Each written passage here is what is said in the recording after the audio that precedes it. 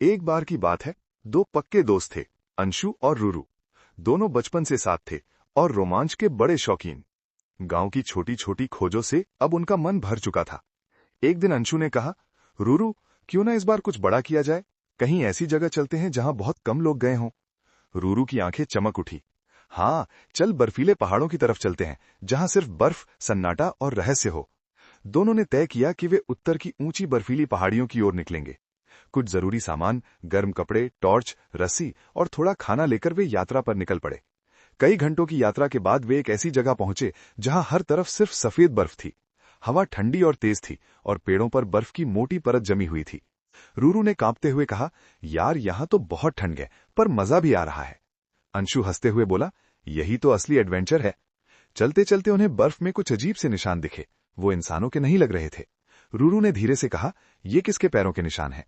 अंशु बोला, पता नहीं, पर चलो देखते हैं ये हमें कहां ले जाते हैं। निशानों का पीछा करते करते वे एक बड़ी बर्फीली गुफा तक पहुंच गए। गुफा के अंदर से हल्की नीली रोशनी आ रही थी। रूरू थोड़ा डर गया। अंदर जाना सही रहेगा? अंशु ने हिम्मत दिखाते हुए कहा, डरना नहीं, मैं हूं ना। दोनों धीरे धीरे गुफा के अंदर गए। अंदर का नजारा अद्भुत था। दीवारों पर बर्फ के चमकते हुए क्रिस्टल, जैसे कोई जादुई दुनिया हो। अचानक उन्हें हल्की सी आवाज सुनाई दी, कौन है वहां? दोनों चौंक गए। सामने एक बूढ़ा आदमी खड़ा था, जिसके कपड़े बर्फ जैसे सफेद थे। उसने मुस्कुराते हुए कहा, डरो मत, मैं इस गुफा का रक्षक हूं। रक्षक ने कहा, यहां तक आना आसान नहीं था, लेकिन अब तुम्हें एक परीक्षा पास करनी होगी।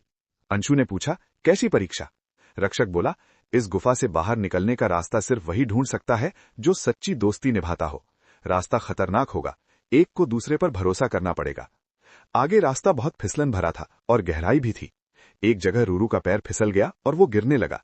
अंशु, बचाओ! अंशु ने तुरंत अपनी रस्सी फेंकी और पूरी ताकत से उसे पकड़ लिया। रूरू ने भी हिम्मत नहीं छोड़ी और धीरे धीरे ऊपर चढ़ाया। दोनों थक गए थे, पर एक दूसरे को देखकर मुस्कुरा दिए। रूरू बोला, अगर तू नहीं होता तो मैं आज। अंशु ने बीच में ही कहा, दोस्ती में अगर नहीं होता। जैसे ही वे आगे बढ़े, अचानक गुफा का दूसरा दरवाजा खुल गया और वे बाहर आ गए। रक्षक की आवाज फिर गूंजी, तुमने परीक्षा पास कर ली, सच्ची दोस्ती ही सबसे बड़ी ताकत है। दोनों दोस्त खुशी खुशी अपने गांव लौट आए। सच्चा दोस्त वही होता है जो मुश्किल समय में साथ खड़ा रहे, चाहे हालात कितने